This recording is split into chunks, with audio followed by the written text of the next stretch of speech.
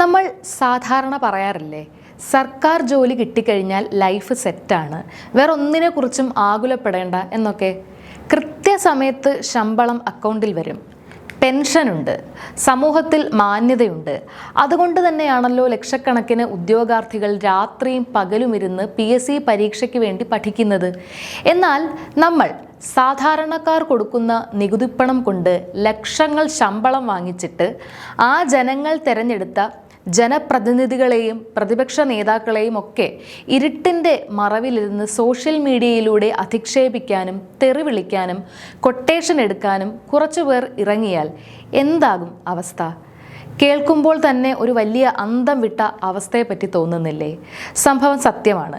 കേരള രാഷ്ട്രീയത്തിൽ ഇപ്പോൾ ഭരണസിരാ കേന്ദ്രങ്ങളെ മുഴുവൻ പിടിച്ചു കുലുക്കുന്ന വലിയൊരു വിവാദമാണ് പുകഞ്ഞുകൊണ്ടിരിക്കുന്നത്. VD സതീശൻ മുഖ്യമന്ത്രിയായ ഈ പുതിയ ഗവൺമെന്റിന്റെ കാലത്ത് കഴിഞ്ഞ ദിവസം കോൺഗ്രസ് നേതാവും MLAയുമായ സന്ദീപ് വാര്യർ മുഖ്യമന്ത്രിയുടെ ഓഫീസിൽ നേരിട്ടെത്തി ഒരു രഹസ്യ കത്ത് കൈമാറിയിരിക്കുകയാണ്. ആ കത്തിന്റെ ഉള്ളടക്കവും അതിനൊപ്പം നൽകിയ ഡിജിറ്റൽ തെളിവുകളും പുറത്തു വന്നതോടെ നമ്മുടെ സെക്രട്ടേറിയറ്റിലും PRD വകുപ്പിലുമൊക്കെ വലിയൊരു ഭൂകമ്പമാണ് ഉണ്ടായിരിക്കുന്നത്. ഇന്ന് നമ്മൾ സംസാരിക്കാൻ പോകുന്നത് ഈ കത്തിലെ രഹസ്യ വിവരങ്ങളെക്കുറിച്ചാണ്. ശരിക്കും എന്താണ് ഈ കത്തിലുള്ളത്? കഴിഞ്ഞ നിയമസഭാ തെരഞ്ഞെടുപ്പ് കാലം നമുക്കെല്ലാവർക്കും ഓർമ്മയുണ്ട്.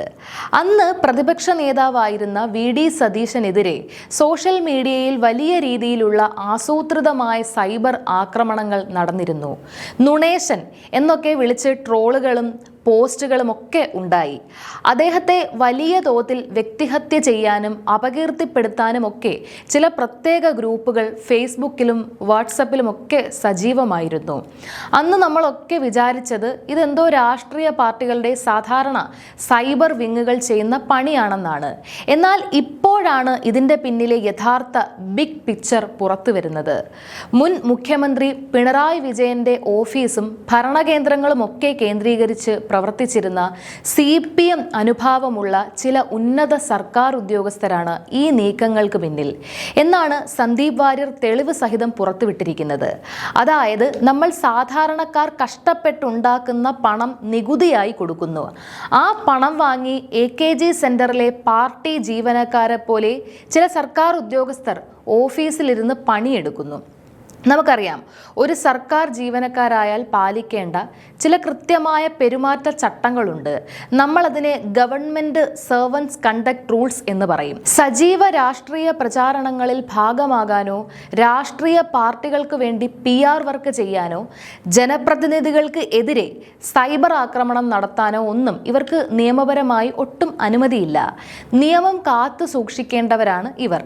പക്ഷേ ഇതൊക്കെ കാറ്റിൽ പറത്തിക്കൊണ്ടാണ് ഇത്രയും കാലം ഈ കൂട്ടർ സോഷ്യൽ മീഡിയയിൽ അഴിഞ്ഞാടിയത്. AKG സെന്ററിലെ CPM സോഷ്യൽ മീഡിയ വിങ്ങുമായി ഈ ഉദ്യോഗസ്ഥർ നിരന്തരം ബന്ധപ്പെട്ടിരുന്നു എന്നതിൻ്റെ വ്യക്തമായ സൂചനകളും ലിങ്കുകളും ഇപ്പോൾ അന്വേഷണ സംഘത്തിന് കിട്ടിക്കഴിഞ്ഞു എന്നാണ് അറിയുന്നത്.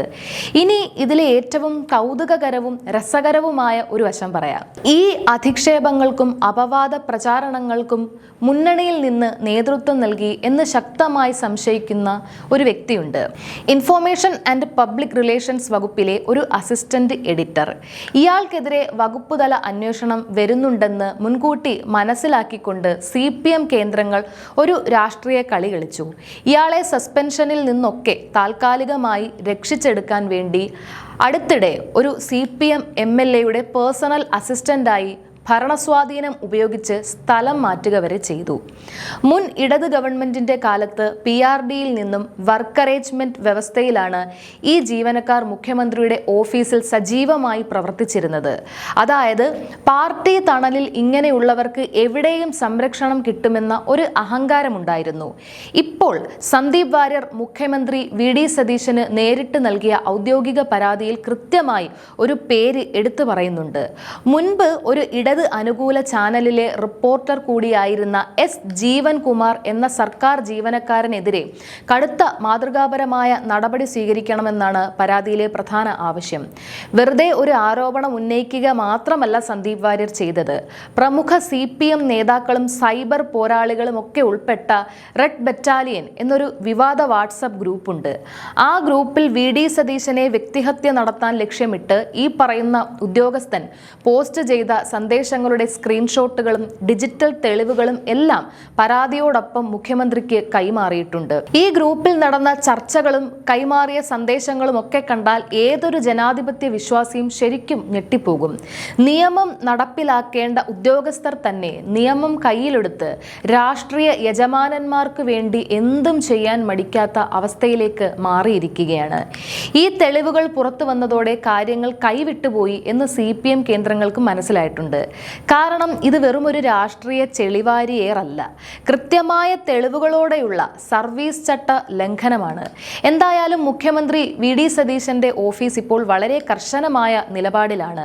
ജനങ്ങളുടെ ചെലവിൽ സുഖമായി ജീവിച്ചിട്ട് ഭരണഘടന അനുശാസിക്കുന്ന പദവികളിലിരിക്കുന്ന ജനപ്രതിനിധികളെ തെരുവിൽ അപമാനിക്കുന്ന ഇത്തരം ക്രിമിനൽ മനോഭാവമുള്ള ഉദ്യോഗസ്ഥരെ ഇനി വെച്ചു പൊറുപ്പിക്കില്ല എന്ന് തന്നെയാണ് ഗവൺമെന്റിന്റെ തീരുമാനം.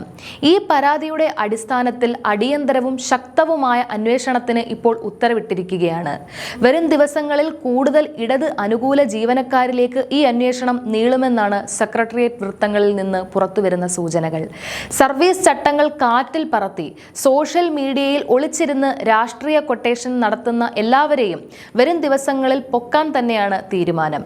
ഇനി എന്തായാലും വരും ദിവസങ്ങളിൽ ഈ അന്വേഷണം കേരള രാഷ്ട്രീയത്തിലും ഭരണസിരാ കേന്ദ്രങ്ങളിലും വലിയൊരു കൊടുങ്കാറ്റ് തന്നെ സൃഷ്ടിക്കുമെന്ന് ഉറപ്പാണ്. ഒന്ന് ആലോചിച്ച് നോക്കൂ, ഇതിന്റെ ഗൗരവം നമ്മൾ കാണാതെ പോകരുത്. നമുക്കറിയാം, നമ്മുടെ നാട്ടിൽ ഓരോ പൗരനും രാഷ്ട്രീയ സ്വാതന്ത്ര്യമുണ്ട്. രാഷ്ട്രീയം കളിക്കാനും തങ്ങളുടെ പാർട്ടിക്ക് വേണ്ടി വാദിക്കാനും ഒക്കെ എല്ലാവർക്കും അവകാശമുണ്ട്. അതിലാരും എതിരല്ല.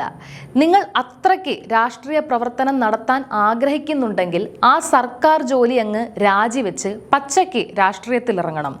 ജനങ്ങൾ അതിനെ ബഹുമാനിക്കും. പക്ഷേ ജനങ്ങളുടെ നികുതിപ്പണത്തിൽ നിന്ന് ലക്ഷങ്ങൾ ശമ്പളവും വാങ്ങി എയർ കണ്ടീഷൻ റൂമിലിരുന്ന് ഭരണഘടന അനുശാസിക്കുന്ന പദവികളിൽ ഇരിക്കുന്ന വ്യക്തികളെ വ്യക്തിഹത്യ ചെയ്യാൻ ഒരു പ്രത്യേക പാർട്ടിക്ക് വേണ്ടി സൈബർ കൊട്ടേഷൻ എടുക്കുന്നത് ജനാധിപത്യ സംവിധാനത്തെ തന്നെ മലിനമാക്കുന്ന കാര്യമാണ്. ഇങ്ങനെയുള്ള ആളുകൾ സർവീസിൽ തുടരുന്നത് സിസ്റ്റത്തോടുള്ള വെല്ലുവിളിയാണ്. ഇപ്പോഴത്തെ മുഖ്യമന്ത്രി VD സതീശൻ ഇതിനെതിരെ എടുത്തിരിക്കുന്ന കർശനമായ നിലപാട് സ്വാഗതാർഹമാണ്. ഈ അന്വേഷണം വെറും ഒരു പേരിന് മാത്രമുള്ളതാകരുത്. ഇതിന് പിന്നിൽ പ്രവർത്തിച്ച ഇനിയും വെളിച്ചത്ത് വരാത്ത അണിയറ ശില്പികളെ കൂടി പുറത്തു കൊണ്ടുവരേണ്ടതുണ്ട്. ഇത്തരം രാഷ്ട്രീയ അടിമവേല ചെയ്യുന്ന ഉദ്യോഗസ്ഥർക്കെതിരെ പിരിച്ചുവിടൽ അടക്കമുള്ള കടുത്ത മാതൃകാപരമായ നടപടി തന്നെ സ്വീകരിക്കേണ്ടതുണ്ടോ? അതോ വെറുമൊരു സസ്പെൻഷനിൽ ഇത് ഒതുങ്ങിപ്പോകണമോ? നിങ്ങളുടെ അഭിപ്രായങ്ങൾ എന്തായാലും താഴെ കമന്റ് ബോക്സിൽ രേഖപ്പെടുത്തുക. നന്ദി.